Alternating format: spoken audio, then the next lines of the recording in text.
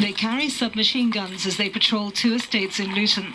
Armed police reclaiming the streets from armed gang members who've brought fear to the town. Shootings here have escalated in recent weeks. We think the current problem with the upsurge in discharge of firearms is related to a hardcore of around 30 offenders in 2 groups, quite loosely affiliated groups, one in Marsh Farm, one in Lucy Farm, and it's frictions between those 2 groups which has led to this upsurge in discharges of firearms.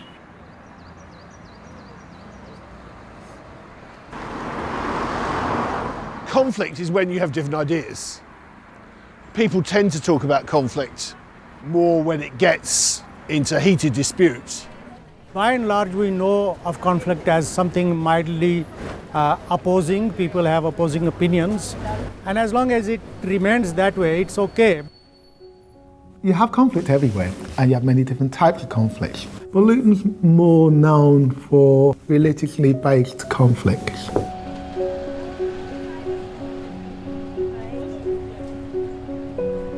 So unfortunately, world events sometimes dictate how people perceive each other in society, pretty much ignoring, what those people really believe or understand or feel or indeed what their ethos is.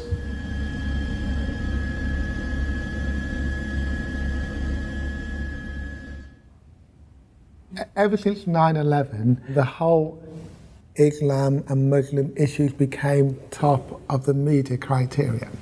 And quite often, the most important thing to get into the media is politics. Number 2, the royal family. Number 3, violence and conflict.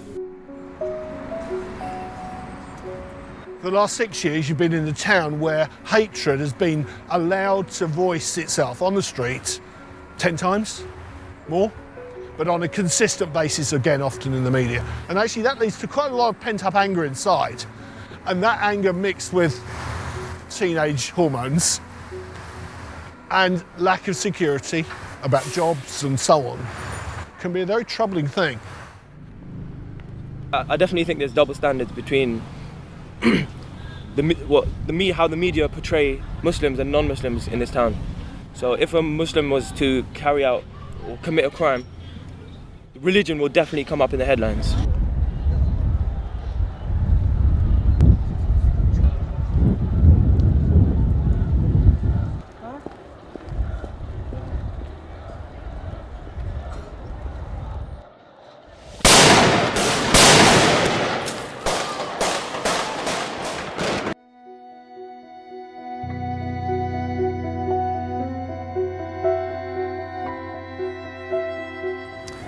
Well, media has considered or thought of Luton as a hotbed of extremism or militancy and so on. We do have challenges in Luton. We've had challenges in terms of EDL. We've had challenges in terms of Al-Mahajirun, and in fact we still have those 2 groups. And about 6 years ago, when everything kicked off with the English Defence League, in conversation with a number of other Christian leaders and Muslim leaders in the town, said, we're not having this. We've got 2 extremes. We've got Al-Mahajirun, the Muslim extremists on the one hand, just a few of them, relatively. We've got this new group called the English Defence League emerging. We're not going to have ourselves as a community pulled apart by that. We've got to put a stake in the ground in the centre. Right, well, we're having a drive around a heavily Muslim area of Luton. It's called Berry Park. We've already been abused and insulted by several of these Muslims who recognise me and Jada Franson. This area is almost completely colonised. It's just getting worse and worse. When is this going to stop? When are people going to actually rise up and say enough is enough? This is our country. We don't want any more coming into this country. We don't want any more immigration. It was a lady and a man. They both came to Luton and they were just like provoking people in Berry Park.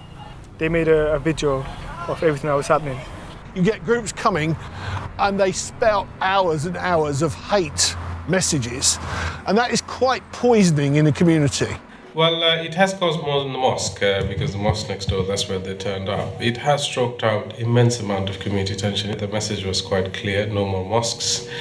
but that we are not talking about a new mosque. We're talking about one that has been here for over 40 years. So this time around they came, the mosques were shown all around the world, and indeed across the country.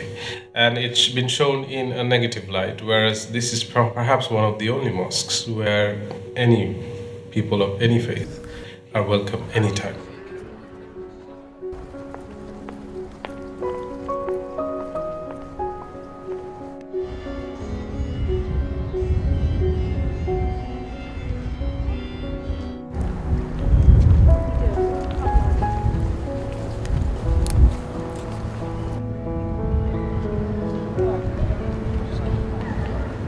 First thing we did was we were very concerned that Britain First were using a Christian narrative in their thinking, and they said no. We said no, we're not going to have that. Actually, as Christian leaders in the town, we stand for something very different. I personally feel there is no conflict within the people of Berry Park. The biggest proof of that is we're right next to the church. Pastor Danny is a good friend, and we meet often, and we participate in various programs often. And last time when for example, Britain First turned up to town, Danny was the first person to come and speak out. And he said that, what Britain First is saying is their ideology, their thinking, is nothing Christian about it, which they're trying to profess. So we wrote a letter to them and said, look, as church leaders, Christian leaders in the town, no, we don't want you, but we do want to talk to you and help you understand what we do and how we do things differently to what you think. So this particular thing can only be clarified by, for example, someone if they want to come and visit a mosque, talk to Muslims face to face. There are a lot of areas in Britain where people probably wouldn't have met a Muslim. So it is important that these interactions take place. People come to each other's places. People ask those difficult questions to each other, in a managed and nice fashion. And that's the only way misconceptions will go. And to me, misconceptions is what creates conflict.